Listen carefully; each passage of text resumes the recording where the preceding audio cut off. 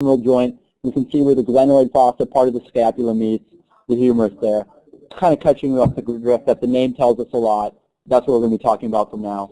So moving onward to the scapula, we want to talk about distinguishing features to tell us anterior, posterior, left from right. And I think the spine is the best thing to look for as far as where to start with the scap. So what can we say? What number is the spine of the scapula?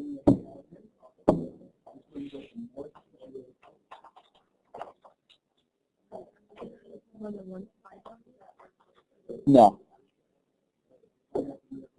Like the anterior side or like the other? There are different ridges. Megan here online was correct in saying that's 6. So we can talk about what the other parts are kind of and why they may look similar to a spine, but there is only one thing that is technically called a spine, and yes, that is number 6. And do we know whether the spine is posterior or anterior? Ooh, we have conflicting things here. Posterior, yes, the spine is posterior. Okay, so that's orientating with, so now I think now that we know that the spine is posterior, okay, we can kind of start guessing what side we're on. So let's see here. Where's the glenoid from our, where's the glenoid? What number is the glenoid? Posterior, the glenoid, yes, is 10, okay? So I'm right now going to stand, and you might kind of imagine yourself standing in front of it. But if it's the right, we have to know that the glenoid is facing what's connecting to the glenoid, the humerus, right? So that's going to have to be lateral. Okay, the humerus doesn't come inside of our body; it's outside. It's lateral. So yeah. So this is the left side. Hopefully we understand that now, that the glenoid has to be the lateral aspect of the scapula, and the spine is posterior.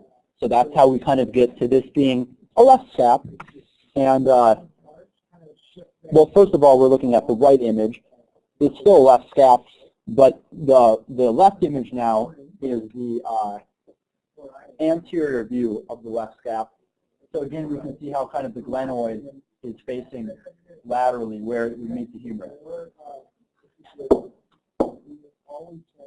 Okay. So let's move. Are we good on that, online people, as far as understanding why it was left? Okay, great. So there are some fossas here to note, and this is going to tie right into our muscles, so we can start talking about muscle actions, that kind of stuff. For the top 20 muscles, there are 4 muscles that are considered the rotator cuff that are in relationship to the scapula, and a good way to kind of remember that is by an acronym.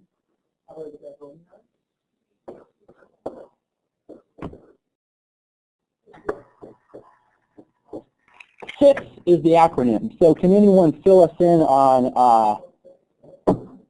what the names of those muscles are?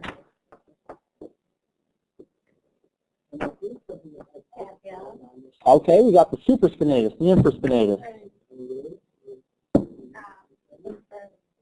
Subscapularis, and teres minor. All right, good. There we go. So we identified the spine and the scapula so far, right? So let's think about wordings here. We have the supraspinatus. So what might supra be referring to? A directional term. Okay, so it's superior to the spine. So you have like the supraspinatus fossa kind of being up here, and the supraspinatus is kind of going to be attaching around there. Okay. Likewise, talking about language, where might we expect to find the infraspinatus or the infraspinous process or fossa? Sorry. Okay, so like 7, exactly. Okay.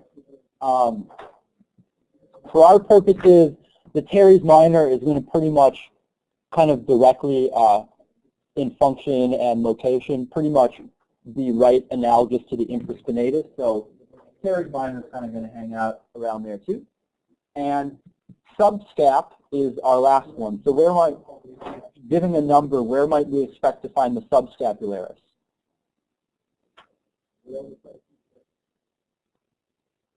Or the subscapular fossa?